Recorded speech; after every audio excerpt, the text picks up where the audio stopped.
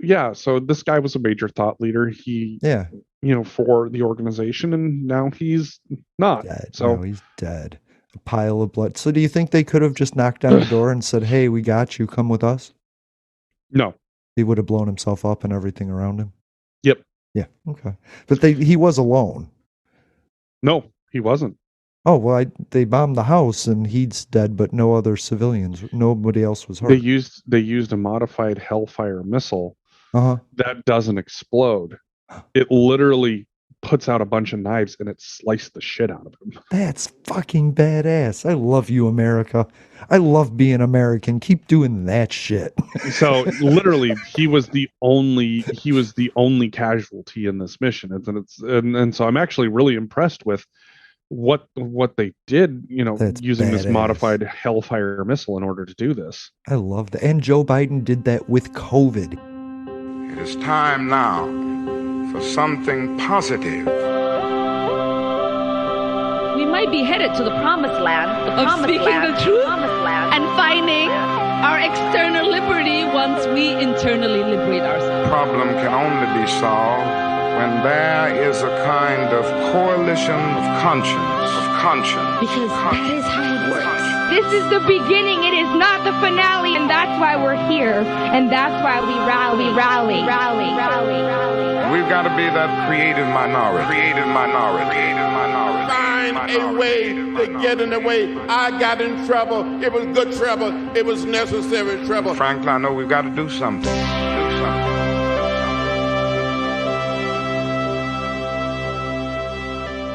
All right. Welcome back to Public Access America. Hey, Jeffrey. How are you doing? How was your week? Oh, it's still busy as ever. But I've actually been doing some fun stuff. Okay. I took apart my old Xbox and I've been upgrading it. I did that too. Yeah. I did. So- I had to fix it because it was like getting the red light, and I had to do the green light challenge thing on it. Press it 3 times, and it worked for a long time. No, I've gotten it to where I can take my Xbox apart, disassemble it, reassemble it completely, and have it back up and running inside of 10 minutes. Wow, that's incredible. Why? What'd you Yeah. do that for? Do you upgraded it? You said. Yeah, I put a new hard drive in it. Nice. And so basically, like, I'm going to transform my room. So I bought a new TV that's going to go up on my wall. I bought a Series X a while ago, so I got a 4K TV for 4K gaming system, and I'm going to have, my gaming setup in here. So that way I can play some video games, and, everybody else, if they want to, they don't have to go hide in a room, or I don't have to kind of like interrupt everybody else's lives. If they want to hang out in the Yeah. in the living space, they can. They don't have to worry about me messing with things, Or they and can hang taking out over with you too.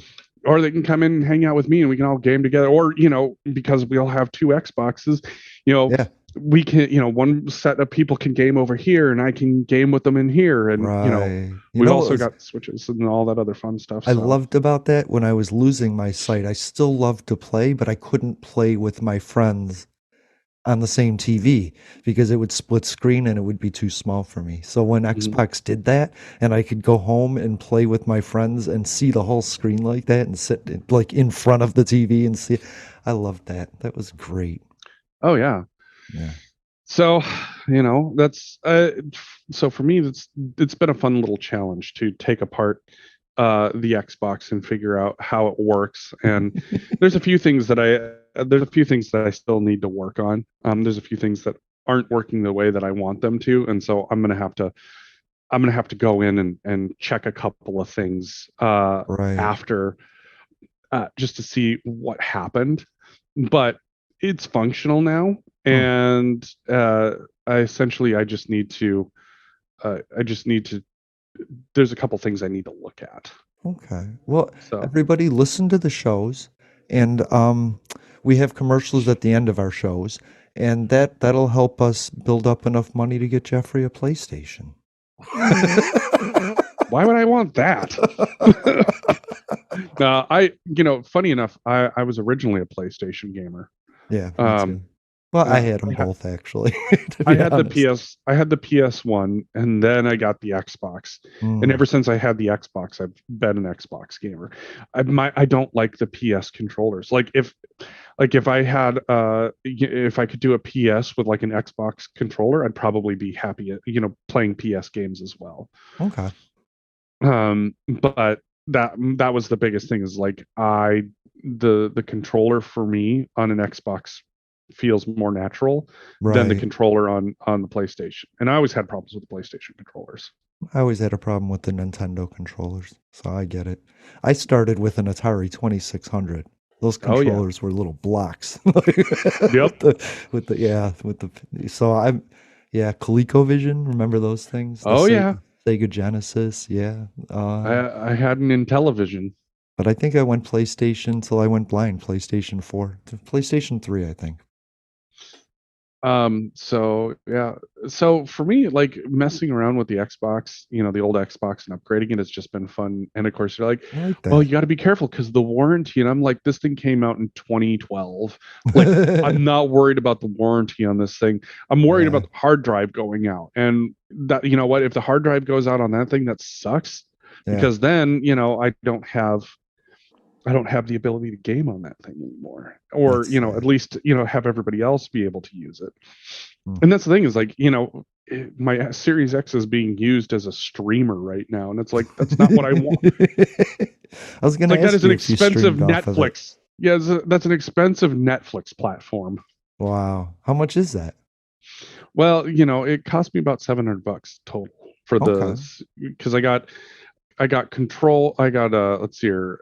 So the Series X came with a controller, came with an additional controller, $50 gift card, and there was something else I got with it too. You don't have to justify it. If it works for all of your needs, it's priceless. Right, and that's the thing, is like, so and I have an unopened controller that will come in here with me, and they can have the controllers out there that'll be mapped to the old Xbox. Yeah. And mine will be, my Xbox will be in here.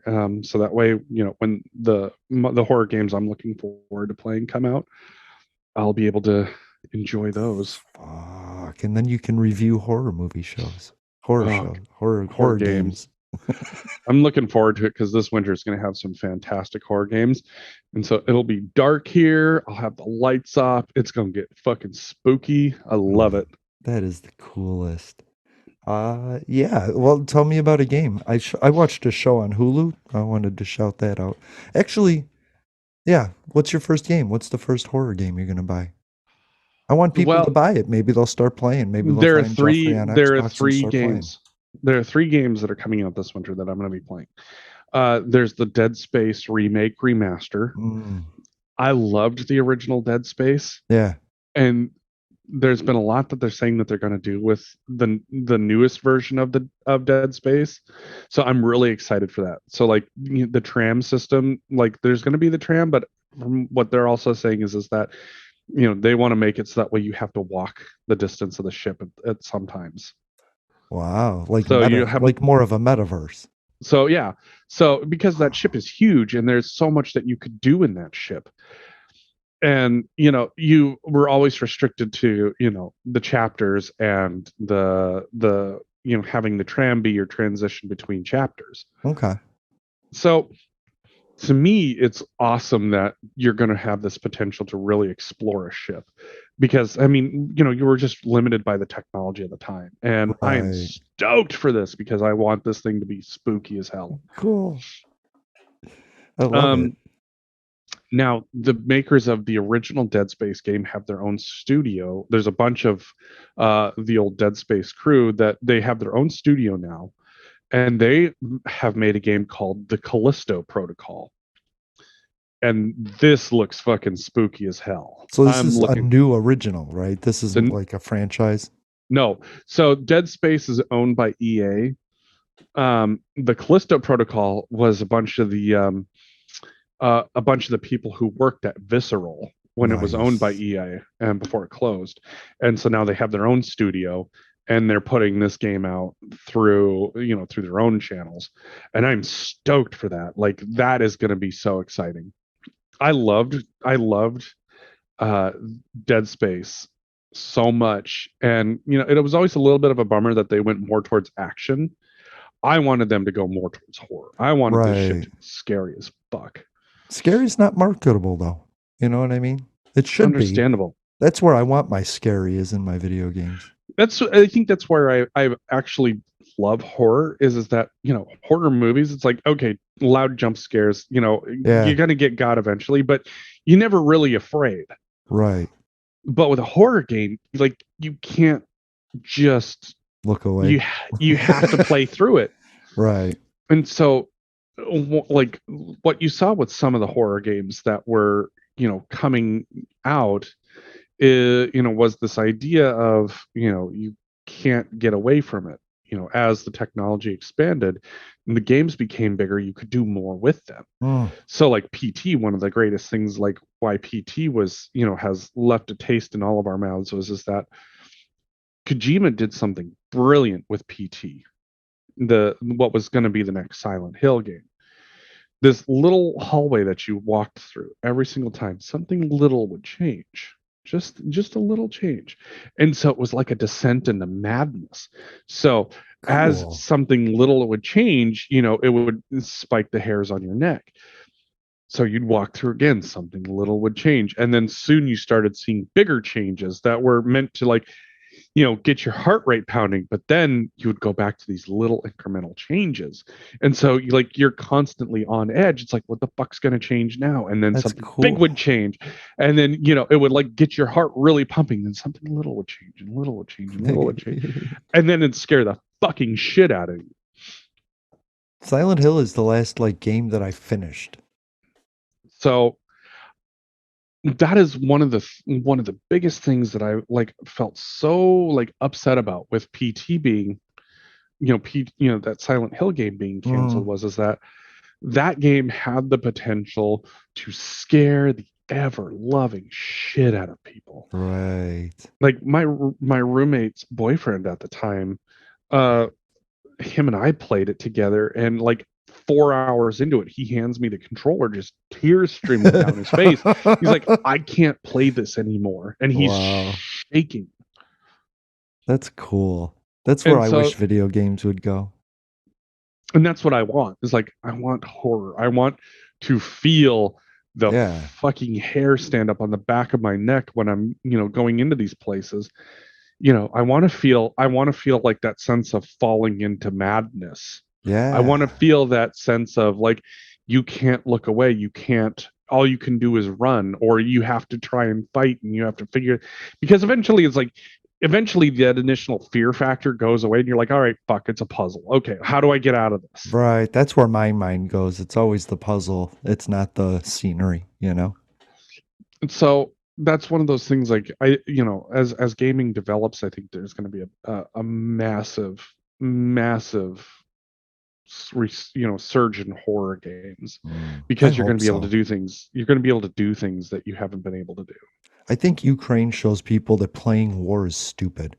You know what I mean? And maybe they should go for a horror or something. There was a game, Bully, where you just had to go to school, and then you had to pass the class, and then you had to ride your bike somewhere else. And it was the most tediously stupid game. And I was like, that's why educational games don't work, Yeah. But horror, I think that rocks. Well, I think one of the things that we always loved about gaming is you're either looking for a puzzle, you're looking for an adventure, right, or you're looking to get the shit scared out of you. Mm-hmm. And realistically, it's puzzle games. Final Fantasy, I was just impressed with. Oh yeah, and so you have all of this possibility out there of things that you can do with these games, and it's it's wonderful. I love it. I love the fact that it literally, you can go any which direction with so many of these games. Right. I love big adventure games. I love getting lost in games and knowing that, I can legitimately just, have so much time exploring this beautiful scenery that somebody has created. That's one of the reasons why I loved Oblivion and I loved Skyrim is that there was just so much you could explore. Right. My biggest complaint was that there just wasn't enough, but you're limited by the technology of the time. Right. We used to play and it would be like get into a ship, watch 10 minutes of this amazing video, come out into a game. You know, it was just disjointed. So would you get a VR headset and go into the metaverse?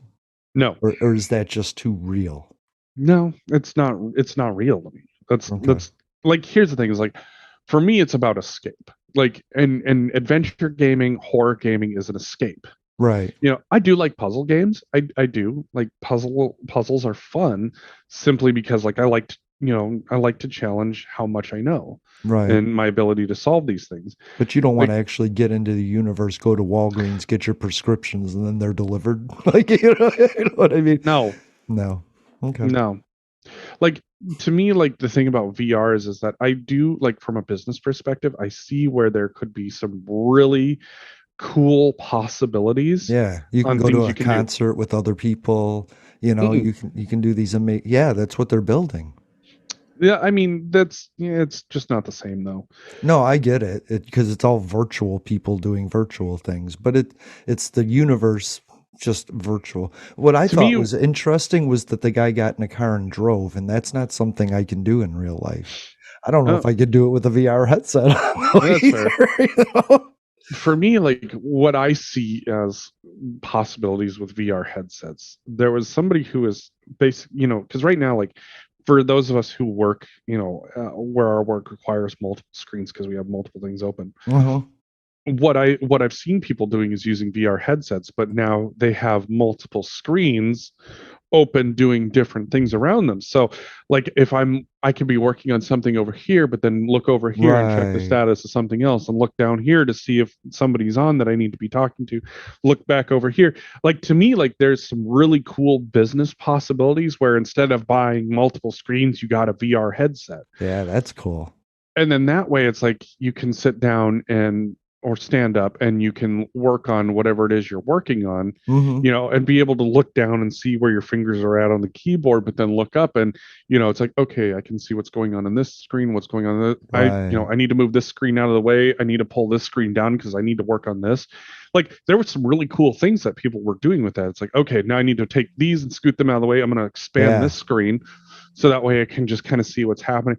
To me, I see, like, from a business sense, I see some very practical applications on for how people can do certain things.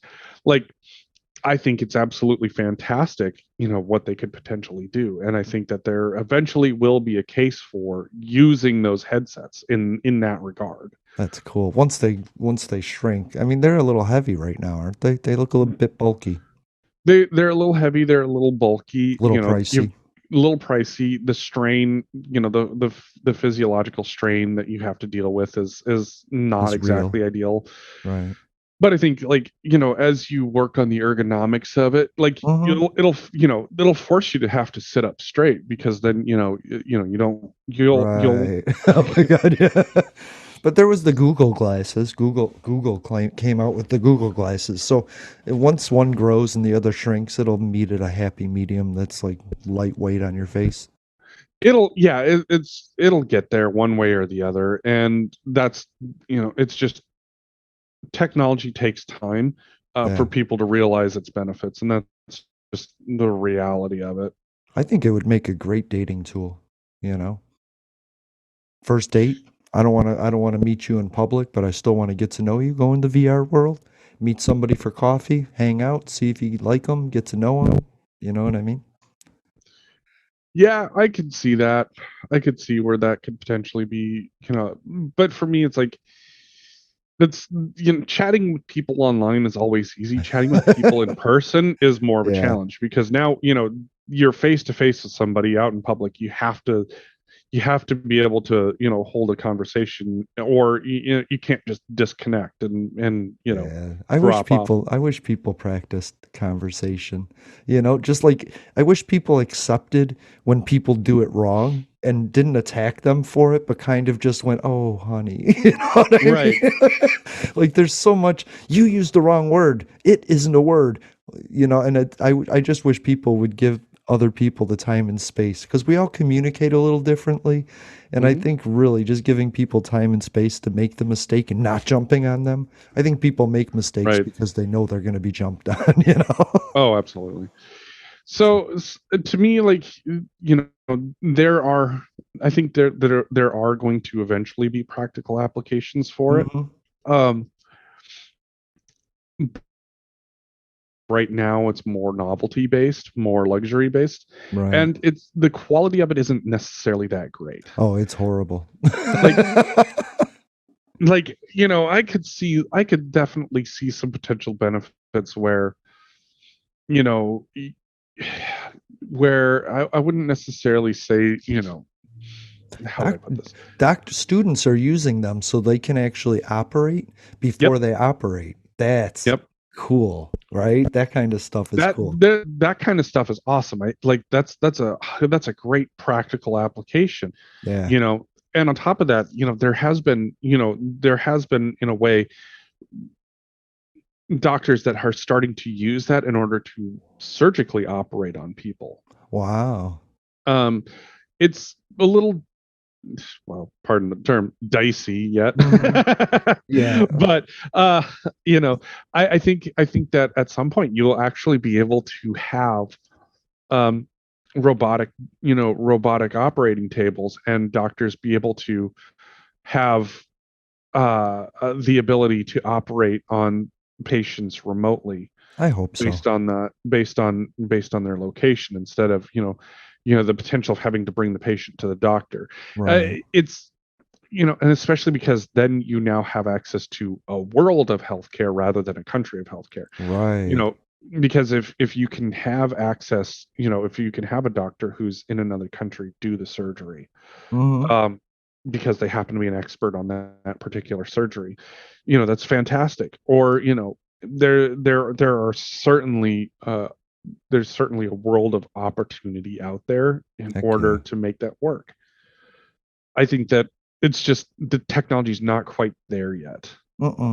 Yeah, but that's cool because we were talking about video games where the technology wasn't there yet, and now look at what's going on. So and I just saw that on TV. It was like a 1-minute commercial on TV, and I was like, that's interesting. I want to ask Jeffrey about that because there was clouds in the sky, but it looked like you were in Roger Rabbit. You know what I mean? It just didn't look real. The guy was jumping around instead of walking. When the girl was walking, she was in her chair, so it looked like she was like real awkward angles and stuff.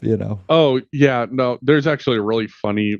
It's a Russian commercial about a VR set in a mall. And so, like, you see these guys, they're out there shooting all these bad guys, in the video game. But what you see them doing is like one guy, he's like holding on to these 2 rifles. And he's trying to like wrestle these rifles out. But from the VR set, he's sitting here looking like he's doing this. And then one guy, he's like shooting like little blow dart arrows, but he's like sitting there like looking like this. And oh God, it was so funny. Yeah, unless everyone's on them, you just look ridiculous, right? Yep. And so that's the funny thing about it is that there's certainly a comical piece to this all. Hell yeah. But with VR, one of the things that I think is going to be really impressive about VR eventually is our ability to see things that we might not be able to go see, like going to Petra, for example, and seeing the stonework in Petra. That would be cool, especially for me, going, looking at places and then deciding if you want to go see them in real life. Not just like these beautiful images of it, but actual like walk through Petra and be like, holy cow. But also too, like for example, when with the Notre Dame Cathedral burning down, they actually went back to Ubisoft and EA because Ubisoft and EA mapped out the entire cathedral through images and graphics. So that way they could actually pull these things in the work of modeling and rebuilding this cathedral. That's cool. So you now have this potential to preserve historical artifacts in a way that you've never been able to before. That's so cool. And so for me, that's that's one of those things. Like what is really cool, but also really terrifying is that it's not just the neat things that you could preserve, but you could also preserve History. what atrocities look like. Oh, yeah. Damn. I didn't think of that. And that way you run into this issue. You'll run into the issue of, how do you show this kind of stuff to You people? just made me want to throw up in my mouth, VRing the 1.6. Ugh. I would hate to be like stuck in the middle of that. That's my nightmare. Like, I can't imagine putting on a headset and being one of the fucking people pushing into the Capitol. But then the question would then become, do you have the ability to deny what happened if you now have it recorded in perpetuity? Oh, sure. It was edited. It was falsified. It was the moon landing. You're always, that's. I love people who can deny reality in a way, because I would love to figure out how I can, completely check out of what actually happened. I love those people too, because they instantly tell me I don't have to pay attention to them. Right. It's like, okay, cool. Right. I'm just going to do my own thing. That was an awesome segue. I was working on the virtual reality. I have some virtual reality liars for you. What do you think about Alex Jones? Like, it's so funny to me, because when I first started listening to podcasts, he was there. And I was like, well, he's there. I'll listen to it. And I never took it seriously. Like, he was saying things like Obama was going to institute martial law back when Obama was president. And I was like, what are you talking? There's guards around the Grand Canyon. What are you talking about? So for me, Alex Jones to have to come to terms with Sandy Hook is just, he's on the Sandy Hook. Like, one of the things that we've talked about multiple times, you have the freedom to say whatever the hell you want. Yeah. You just have to pay for the consequences of saying whatever the hell you want. Freedom. Wait, speech is free. Lies will cost you.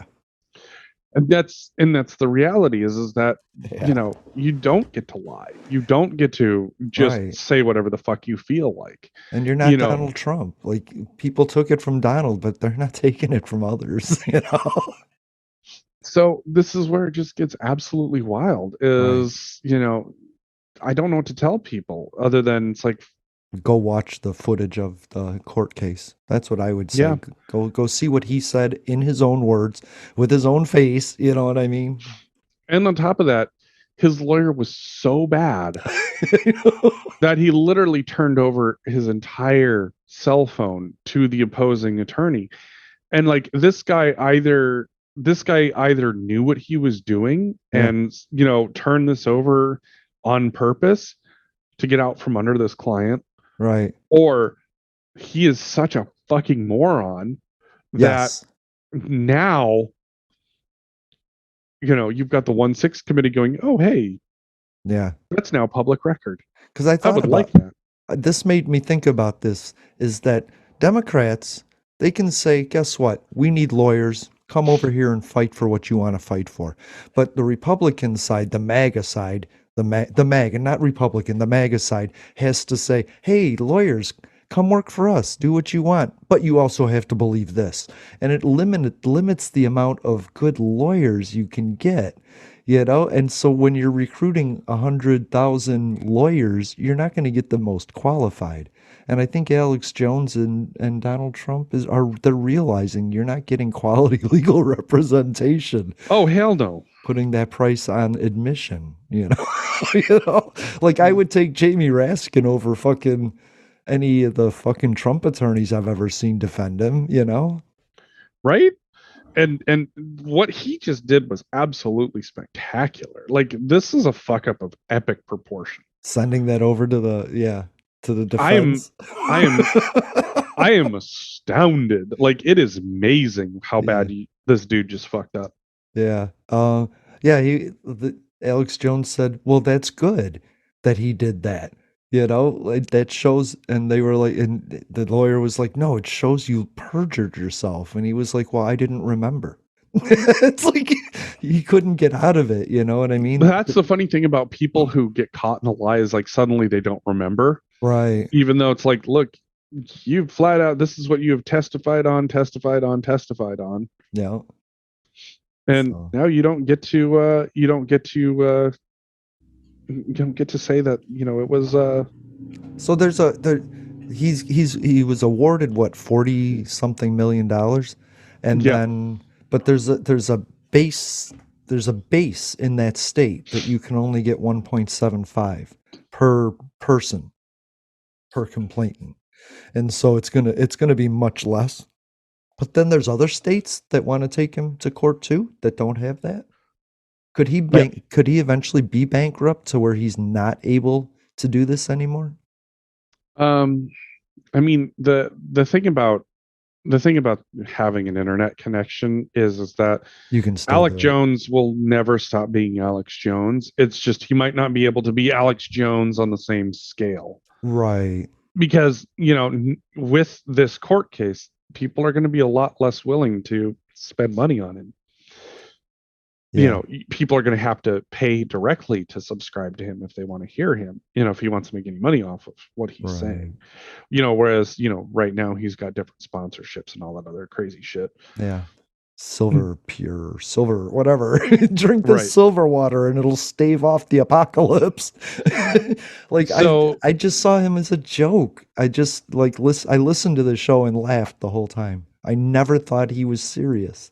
Well, the problem is that whether or not he's serious doesn't matter. People took him serious. That's right. But I thought he was like a Stephen Colbert that wasn't funny.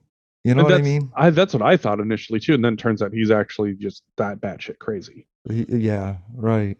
Well, it doesn't take crazy or stupid to just go the opposite to everything. You know what I mean? It's easy to oppose the story with a factual story that you made up. Yeah, and so with the whole Alex Jones thing, one of the things that now especially now this is where I'm going to say this,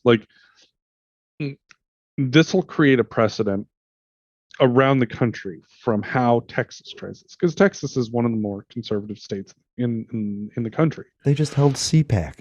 Yeah, I would say so.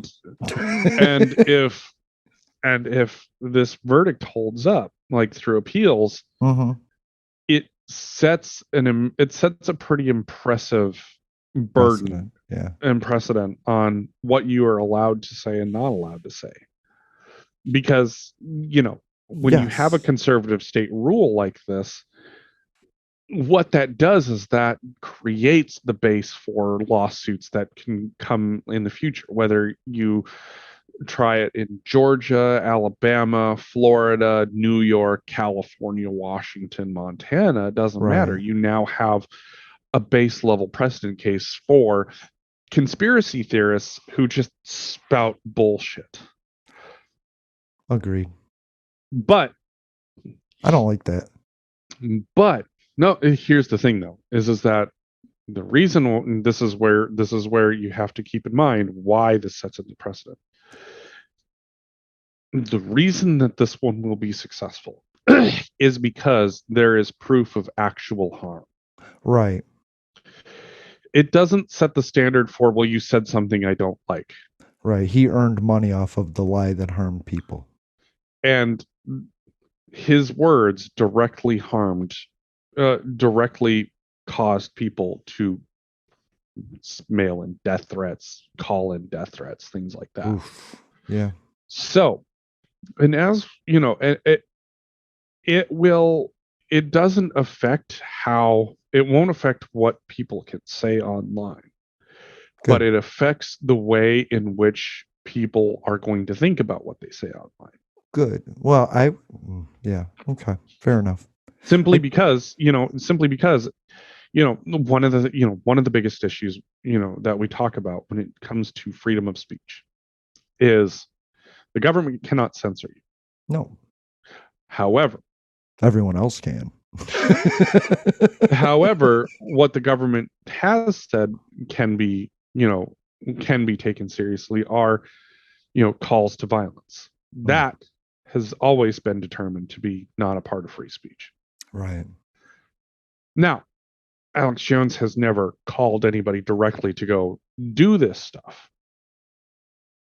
But you see a direct correlation with what he says and the things that happen. Because this whole Sandy Hook, idea of the Sandy Hook false flag was bullshit to begin with. Mm-hmm. One of the greatest lies of, I would say, people that think that there's some world order that's going to come take all of our firearms, is that there's this idea that there's, a bunch of false flags created by the government in order to get a reason. Right. And all I can say is that if the government is managing to create these false flag shooters, yeah, it's the best kept secret that the government has ever fucking had. Because they can't keep a fucking secret for shit. It's another fantasy. If you don't have a fact behind it, exactly. It's like Area 51 being where they house all the aliens. I want you to keep in mind that Donald Trump was president, and we have no proof that they're aliens. That dude couldn't keep anything fucking secret. But he invented the Space Force. Now, whatever. I had to watch the Sandy Hook documentary because I was making historical podcasts at the time, and I was like, what is this? And it made me sick. I didn't know anything about Sandy Hook, but I knew it was bullshit, and it literally made me sick that I watched 45 minutes of it to get there. You know what I mean? Yeah. And I felt really, and I never listened to Alex Jones after that. What I couldn't help but think that if you're going to give a standing ovation to Viktor Orban, you might just be a useful idiot. What do you think? Absolutely. No question. That's so funny. We can move past that. That's gross. 4,500 Kavanaugh tips came in to the FBI before his confirmation, and they went to the White House and were never investigated. Do you have an opinion on that? Well, doesn't surprise me. Right. They call it a reinvestigation, and in a reinvestigation of the executive branch, all tips go to the executive branch, and so it really needs to be a change in White House policy. It isn't something that anybody took advantage of. Right. And also to remember, tips aren't always tips. Just be, right. 4,500 tips. Come on. The guy goes home, gets drunk, and sits in his black socks, sweating in his leather chair.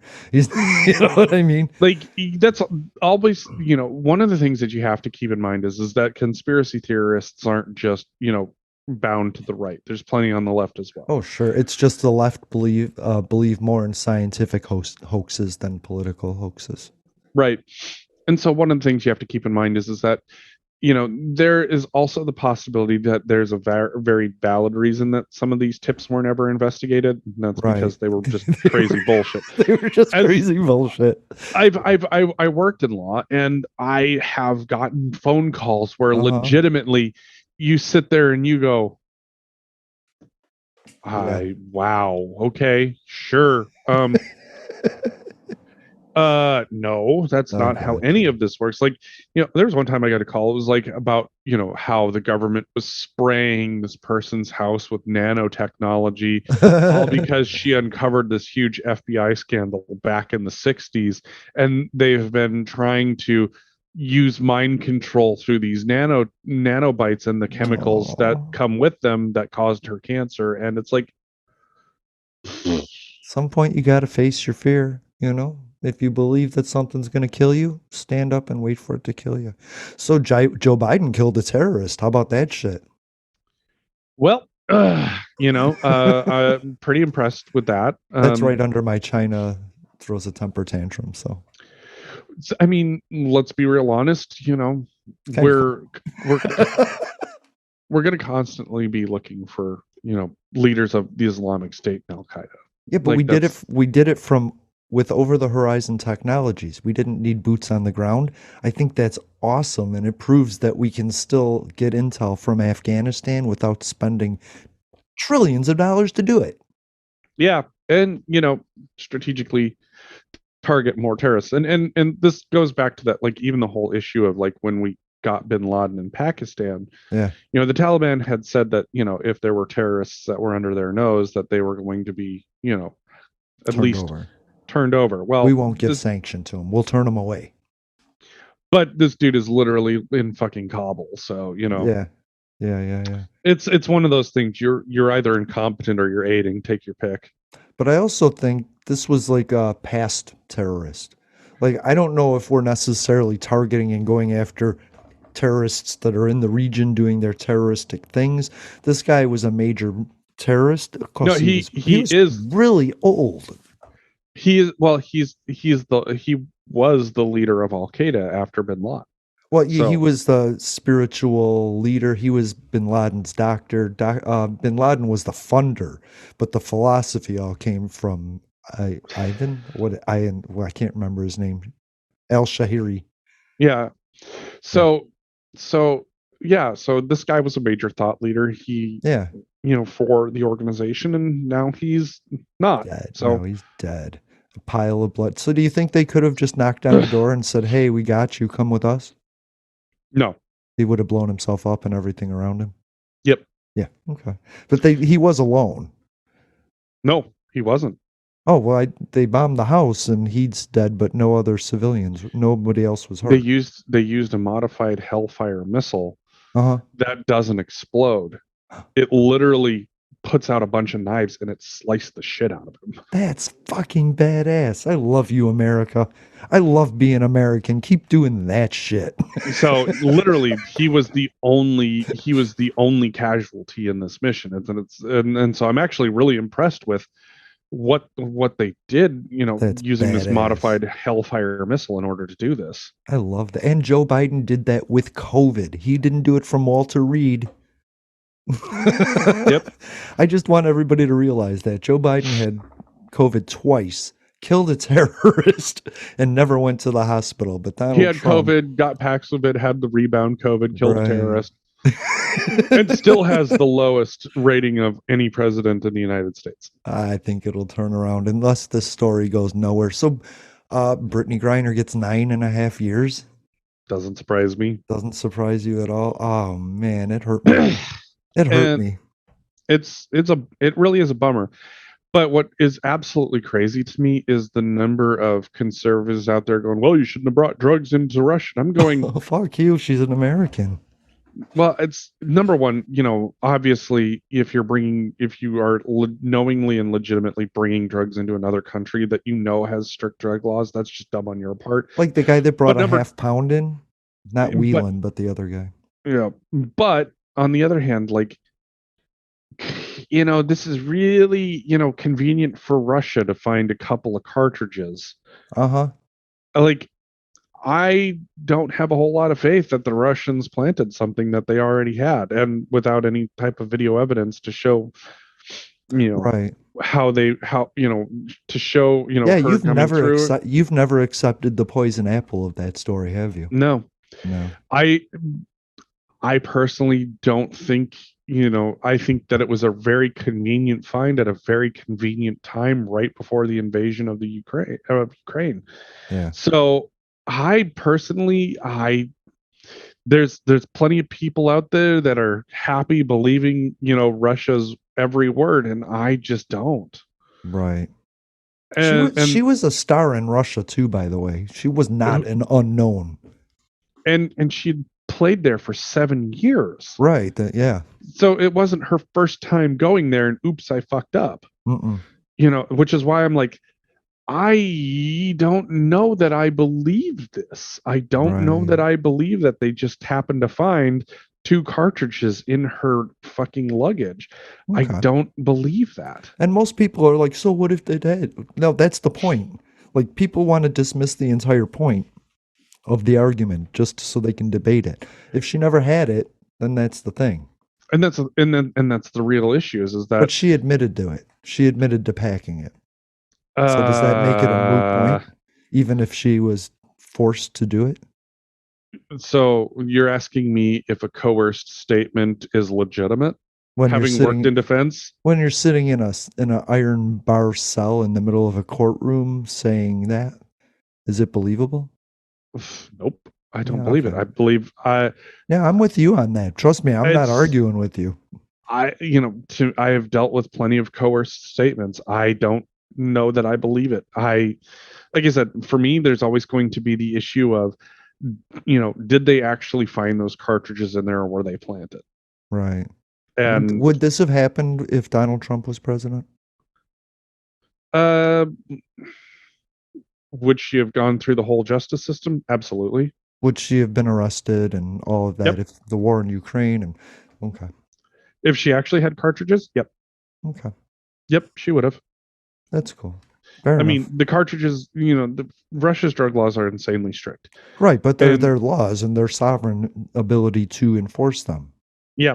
And that's one of the things about, it's like people who get caught bringing drugs into another country. It's like, yeah, dude, like your number one rule is that if it's legal in that country, just buy it there. Don't fucking take it with you. That's right. And in Jamaica, it isn't legal no matter how much you want to think it is.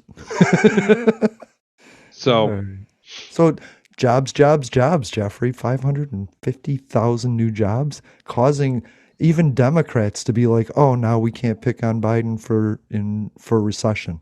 It's still inflation. It's still a fucking inflation, and we got to get those job numbers tamped down. And these people are making more, 5.1 more % than before the pandemic. And this is all causing inflation, and it's bad. People shouldn't have jobs and more money. It might cause a recession or inflation. I'm confused. Well, you've got multiple drivers of inflation. Number one. Of course you do. Life. Number one, fuel. Like the price of oil has just fucking eaten our lunch. Right, but now gas is $3.37 here. It's starting to drop down. Let's see here. On Friday, it closed below $90 a barrel for U.S. So it's kind of coming down, but there's a lot of fears that number one, China's moved into a recession because of their issues. Right. More COVID lockdowns. You have, Americans are not traveling as much. They're not buying as many durable goods. That's good. We asked them to commit when the war in Ukraine started to using less gas. They're doing it. Great. Mm-hmm. And so our inventories ended up rising by like 4.2 billion barrels or something like that. And so that brought down cows. We're pumping it out here. We're new leases. We're drilling. We're doing it. We're getting it. And the Saudi, OPEC has increased production a little bit. 100,000 barrels a day. That's not nothing. It's not nothing. It's not great, but at the same time, it's. I know it's nothing. We're not going down to like the $20 a barrel, $18 a barrel that we saw when everything shut down. We could go to negative if we just took the sanctions off Russia and let the whole thing crash. Realistically, if Russia, Iran, and Venezuela decided to not be dickheads and we opened up those oil markets. Yeah.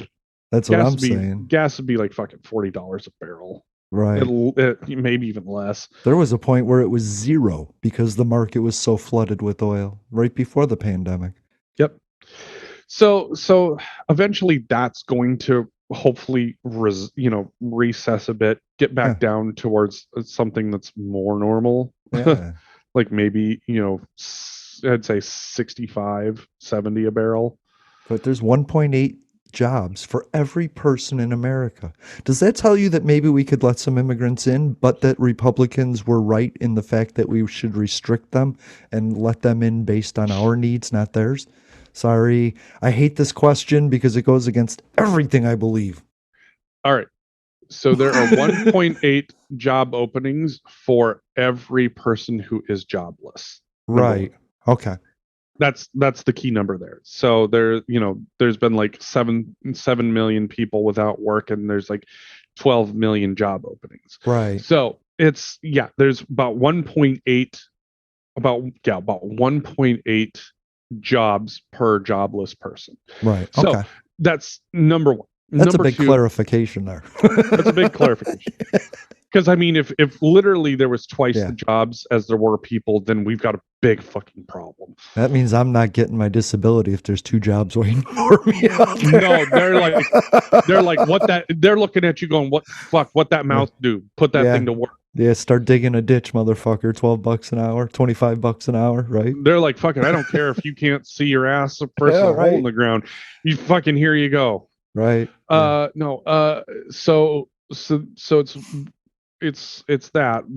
But now that doesn't talk about what the scale, what the qualifications for those jobs are. Right. It's not, that 1.8 jobs, it could be that, of those 12 million jobs, 10 million of them require highly skilled, specialized trade work or specialized knowledge work. Or food service. Yeah. No, Or hospitality.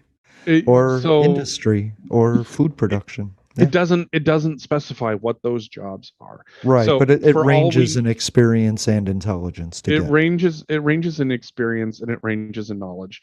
And so legitimately, of those 12 million jobs, 10 of them could be in the tech industry. Right. And so that leaves 2 million jobs open for 7 million people who are potentially unskilled. Right. And that's and so there's kind of like, one of the things that we have to keep in mind when it comes to unemployment is that there's actually what we call an unemployment sweet spot. It's, people go, well, it should be zero. It'd be nice. It would be if it were zero, but no, that's actually not, that's rarely ever feasible or possible. The sweet spot we typically look at for what is unemployment is usually around 3 to 3.5%. It's where we are now. And we just hit it. 50-year low. So, but the thing about having all the jobs open is that, in the work to restructure what it is that we're doing in this country, we have a lot of jobs are open. Now, I think that when it comes to immigration and the jobs market, without a detailed breakdown of what is required for all of these different jobs, it's hard to say if, allowing, your standard immigrant across the border is going to fix some of these problems. I will say that it probably will fix a few of them. But it's not it's not going to break them. No, we still have needs in the agricultural sector that aren't being met. We still have needs in the shipping and transportation sector that aren't being met. Right. So the idea that we're not done is, the idea that we have stuff to do is just a little, we got more that needs to be done. That South Park saying they took our jobs. That's not a reality anymore, is it? So that's what I'm thinking about. Uh-oh. Okay. Well, I think there's 2 million immigrants on the border. That the argument that they're taking our jobs is over. And so now we have to move on to some different rhetoric when it comes to immigrants. You know what I mean? Absolutely. They're not all going to be getting jobs. A lot of them are going to be a burden on the system for a few years.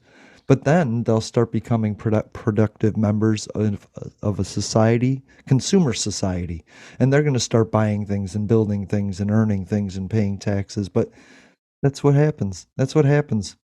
Well, and that's the thing is, like, when you look at our shipping infrastructure and how, we still have cargo ships that are backed up that need to be offloaded. Yeah. Fuck yeah. We still have plenty of stuff to do. Mm-hmm. We definitely do. And we got to get to it. And we got to bring every kind of person in to do it. I like that. So let's see. We did the Kavanaugh thing. Orban. I love that. Jobs. So I don't know. I don't think Biden's doing such a bad job. I'm happy that Republicans are working with them more. China. So I saw this movie Sentinel on Hulu. And it was so interesting because it was Rome's fall in Britannia. Mm-hmm. And I had learned it educationally the other way, that Rome lost, right? They had to move down to the southern part. And this movie was from a Rome soldier's perspective. Like, he's the hero. But I don't know if people know the history of it, so you might expect him to win the whole time. But I knew that they were losing that battle in Germania, in Britannia. So to me, to watch it from their perspective, Roman soldiers' perspective of like the collapse of Roman, what is that, occupation, that there was soldiers running away and being hunted, and it was like, interesting to me. It was a really interesting take on a movie that I don't think most people would get. The Roman Empire was always a really fascinating subject of, how Yeah, military conquest can only last you so long. right. And without, if you don't provide benefit to all of the citizens of an area and only provide conquering, you eventually run out of favor with a Wow. particular government. Was Rome like an autocracy? Were they more like communism? No, they weren't communist by any stretch of the imagination, but they were authoritarian, They were like anybody else. authoritarian. It was, we do this in Rome's way and Rome's way only. Mm, But that only goes so far unless you can provide enough benefits to enough of the population at any given time. right. I don't know. Check out the movie if you guys like it. It's on Hulu. So Jazz at 2000 on Twitter wanted to know, can you respect someone you have no respect for? Ooh. Depends on the scenario, I think. Yeah. If you give me a week locked in, isolated with somebody I don't respect, no, there's no way. But if you give me 5 minutes, I can pretend. I think it honestly depends on what you have going on in that particular relationship. There you go. As I like to look at, you have allies and you have working partners. There are people that I have worked with that I have zero respect for, but because I have to work with them, I don't have a choice. Right. And so you have to do things diplomatically in order to, number one, get your job done, and number two, make sure that you don't get fired from your job because you're being an overt dick. Right. And that's one of the big things that people have, kind of been really bad at is, yeah, you might not like somebody, you might have zero respect for them, but if you both have a part to do in the same job, Mm-hmm. if you don't work cordially with each other and at least keep it as a professional working relationship, Right. you're going to lose your job, and that person that you have no respect for is going to keep theirs. Yeah. So you have to figure out how to work within the system. Like I say, Gray rock. I say gray rock them as best you can. you be cordial, have a working relationship, and that's all That's you the can other thing, is that people think because they don't like somebody that somebody has to know and understand it. The losing the respect, that's the penalty. Like everything after that is just nothing. You're nothing to me now. So it's not that if you fall on the floor, I'm not going to help you up. You know what I mean? I might go, oh no, but that's about it because I don't respect you. So you don't have to tell people you don't like that you don't like them. It's okay. Yeah. The penalty is enough. But here's the thing though, is that there's a difference between not liking somebody and overtly doing things that will get people to not like you. Right. So like you said, that person that fell down, oh no, other people might not like that person, but there are going to be people that see your callousness. Ooh. And they're going to pass judgment on you, and they're going to be like, oh, well, is this person going to help me up if I fall down? Right. No. And they might not have any problem with you whatsoever. They will now. And so now you've created doubt about yourself. Every move is a move. How about that? Even when you decide on making no decision, there's a decision that's made. Right.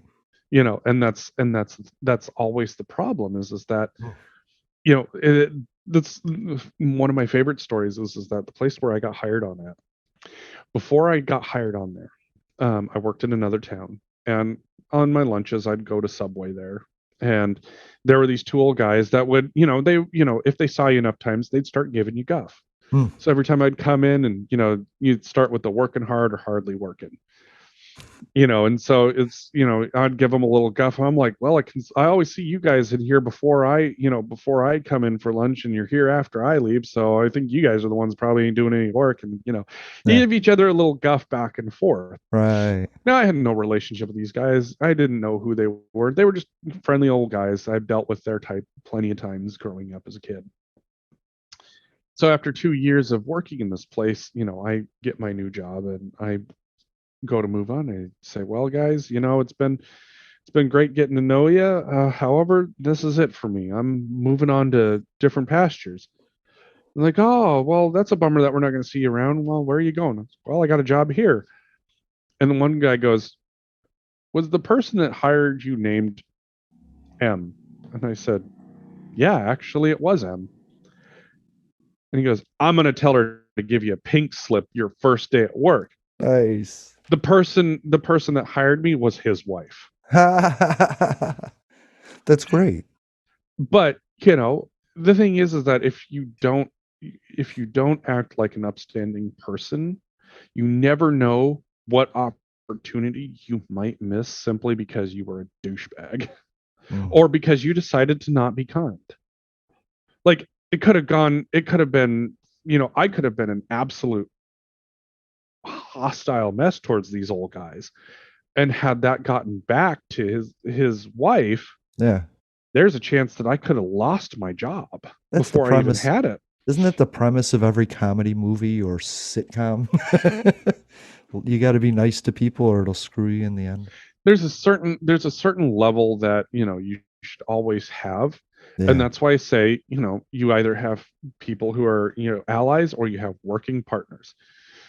And that's just it. This is that I might not like you, but we'll get our job done. And that's all there is to it.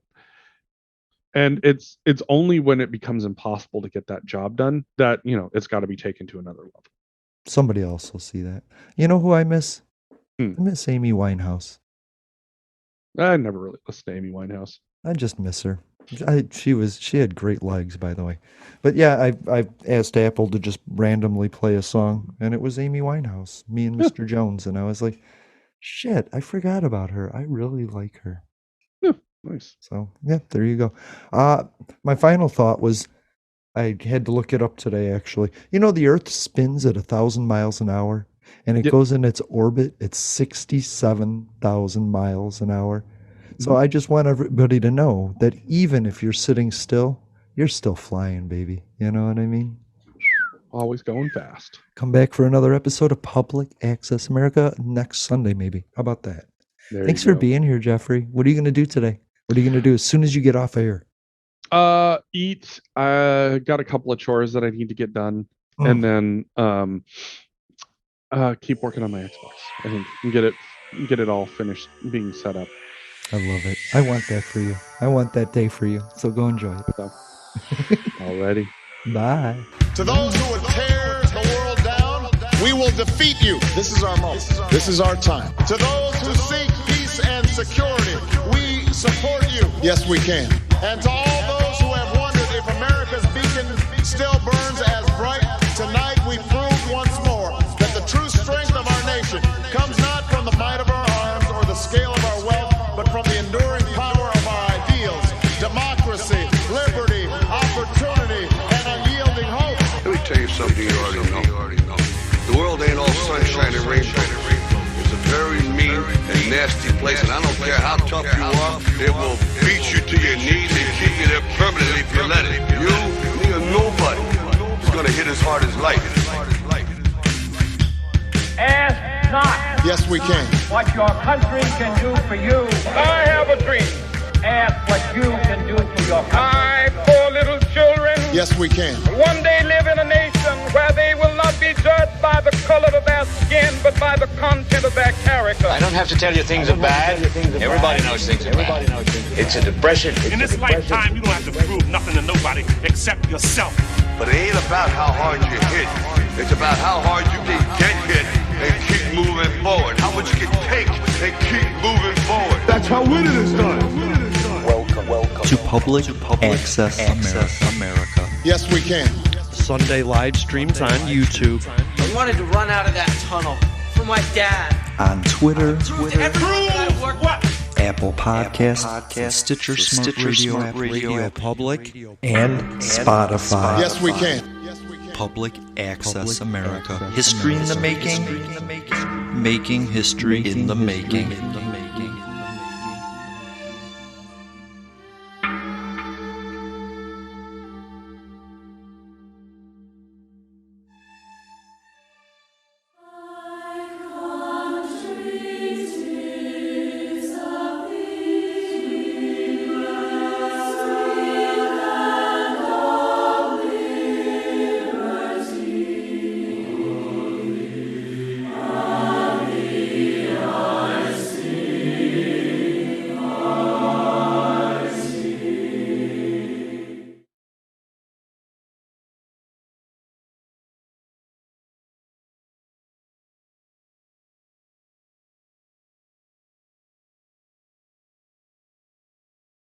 This summer, LL Bean invites you to simply step outside and enjoy the fresh air and sunshine.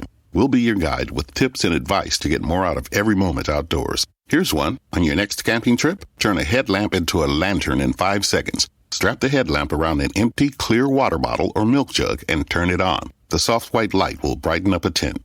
For more fun ideas, easy how-tos, and inspiring stories, visit llbean.com/guide. With Eversense, the long-term sensor helps me spend less time dealing with my CGM. I only need 2 sensor changes a year. If you're on multiple doses of insulin, you might greatly benefit from the Eversense E3 CGM system, the only continuous glucose monitoring system that lasts for up to 6 months with 1 sensor. Still doing frequent sensor changes? Break free today with Eversense. For important safety information and to learn more about Eversense, please visit eversensediabetes.com/safety.